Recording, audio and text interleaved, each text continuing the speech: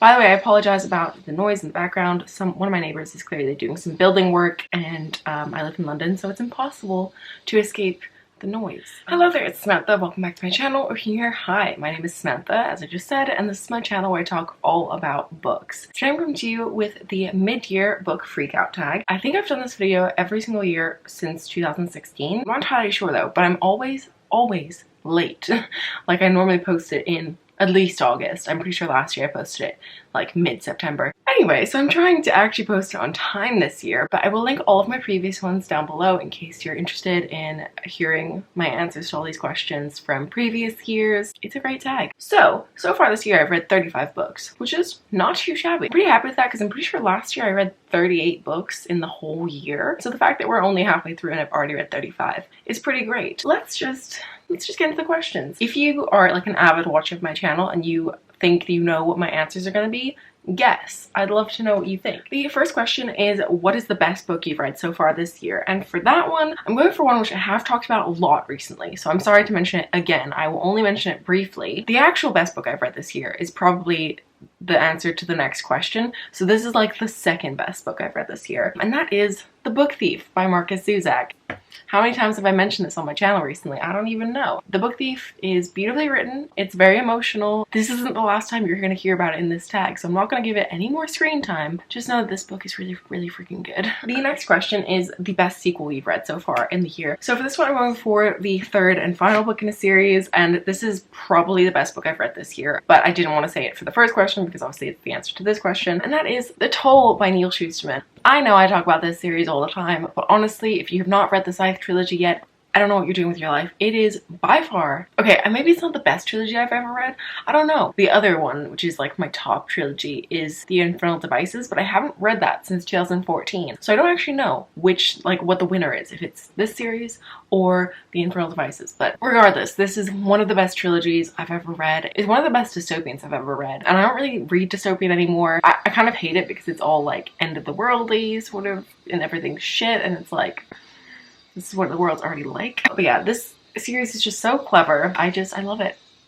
I love it so much. Even though this book did not go in the direction I wanted it to, I think it went in the best direction for the end of the series. So yeah, this is the best sequel I've read so far this year. The next question is a new release you haven't got to yet but want to. I have two for this. The first one is Clap When You Land by Elizabeth Acevedo. I really want to get to this. I did just get the Podex from my library, and I also just bought the audiobook for With the Fire on High. So I think I want to actually read her books in publication order, starting with the Podex, because I've heard that that's also the best place to start with her work. But she writes books in verse, which I actually love poetry. I don't read very much of it, but every time I read it, I love it. So I'm very excited to read everything she's written so far. And the other one is one that I really should have read by this point, but I haven't, and that is Chain of Gold by Cassandra Clare. So actually, I can't read this yet because apparently you have to read The Ghost of the Shadow Market. No? Yeah, The Ghost of the Shadow Market? Is that what it's called? Those short stories, apparently you need to read them first before you read this. I did get that from the library, but then I had to return it, so I need to get it from the library again and read that, and then I can read this. But I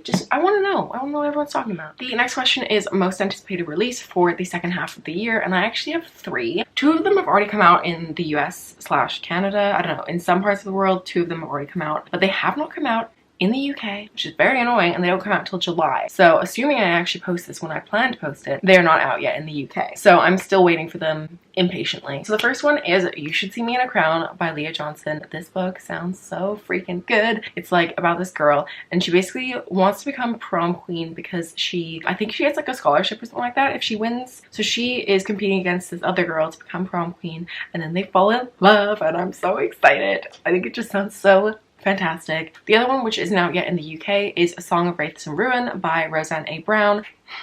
I mean, the cover is beautiful. I've heard really great things so far. It just sounds like a great introduction to a fantasy series. It's not like I don't already have so many other fantasy series on the go, but I'm really excited for this one to come out. And the last one is, of course, The Invisible Life of Addie LaRue by V.E. Schwab. If you're new here, you might not know because I haven't spoken about her so far this year, I don't think, but I love Victoria Schwab's work. I have read most of her books at this point, I think. I haven't read a lot of her middle grade stuff, but I have read a lot of her books. I pretty much love every single one of them. So yeah, I'm really excited for this. Also, everyone who's had an arc says that this is like one of their new favorite books. So yeah, I want to read it really badly. The next question is biggest disappointment, and for this one I'm going for another one which I've spoken about a lot recently, but it's just so sad because I wanted to love it. But that is Into the Crooked Place by Alexandra Christo. This was probably my biggest disappointment because I loved her first book so much. So I really thought that this book would be just as good, but it was not. It was just not my cup of tea, and it felt very generic.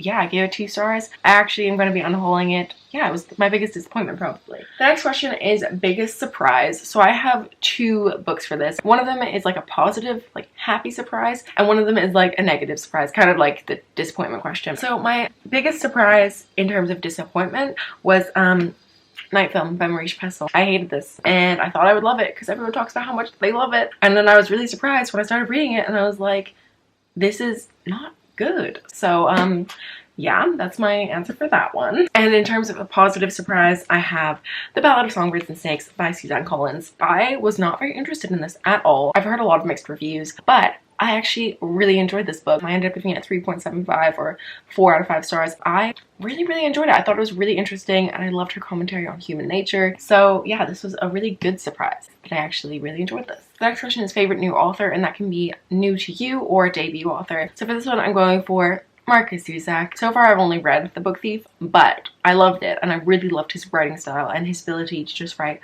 such well-crafted characters that you really care about a lot, because there's actually not like too much plot in The Book Thief. It's definitely not a plot-driven story, but you just care about the characters so much, and I think that I just loved it. The next question is newest fictional crush, and I don't really have one. I think my issue is I read a lot of young adult, and as much as I still consider myself a young adult, I really don't like the young adult categorization.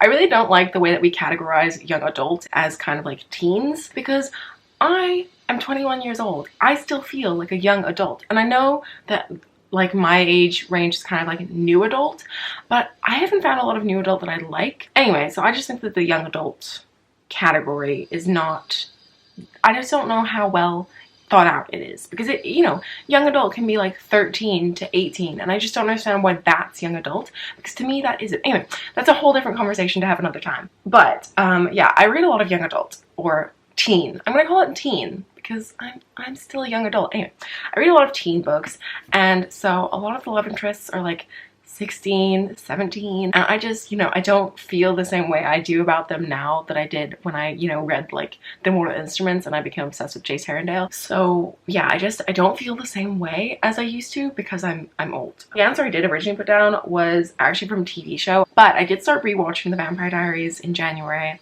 and I love Damon with all of my heart. The next question is newest fictional character. Apologies about the quality, I'm editing and I realized that I didn't say the question right. It's newest favorite fictional character, because newest fictional character doesn't make sense. So yeah, and for this one I'm going for Bryson Keller from Date Me Bryson Keller by Kevin Van Wy. I just loved him, and I loved the fact that he was like a popular kid but like wasn't an asshole, because so often in books the popular kids are just horrible. And I just think not all popular people are horrible. This isn't coming from a place of experience. I was not a popular kid particularly. I wasn't like unpopular, but I wasn't like, you know, I wasn't the top of the social hierarchy. But yeah, I think that trope is used all the time, and it was really refreshing to see this popular character who's actually genuinely a lovely human being. So I just really loved Bryson Keller a lot. The next question is a book that made you cry, and the only book that's made me cry so far this year is The Book Thief by Marcus Zusak. I have a vlog where I cry in the vlog. If you want to see me ugly cry, you can watch that video, but I would not recommend, because it's not attractive when I cry. It's not attractive when anyone cries, really, but yeah. The next question is a book that made you happy, and for this one I'm going for The Honeymooners by Christina Lauren. I just had a really fun time reading this. I love a hate to love romance, and it was a fun time. I enjoyed it. The next question is most beautiful book you've bought so far this year or received. And I have 2 books for this. The first one is The Opposite of Always by Justin A. Reynolds. I am just currently obsessed with the color yellow, so this book is just so pretty, and I love the yellow with the like bluey green. I think it works really well. I just think it's so pretty. And then also my other one is Gods of Jade and Shadow by Silvia Moreno Garcia. I haven't started this one yet. I need to. I just think it's really beautiful, and when I see it, it just reminds me of Mexico, and I mean, obviously, like, that's kind of the point of it. It reminds me of Mexico, and then it makes me really happy. So yeah, I love both of these covers so much. The next question is, what books do you need to get to before the end of the year? I actually had a goal to get my physical TBR down to 20 books, and that's unrealistic because I currently have like 47 on there or something like that. So I'm changing that to 30 books. So basically, I need to read 17 of my physical books that I haven't read before. So that's a lot. So basically, I want to read all of the books. I also posted a video in January about 10 books that I want to read this year. And so I think I've read 3 or 4 of those. So I definitely want to continue on with that list. So I'll link the video in the card in case you're interested. But one of the ones I really want to prioritize from that list is The Secret History by Donna Tartt. I've just heard nothing but great things about this book. And I always find adult to be pretty intimidating because I do read so much YA. And so I tend not to read it during like term time because it's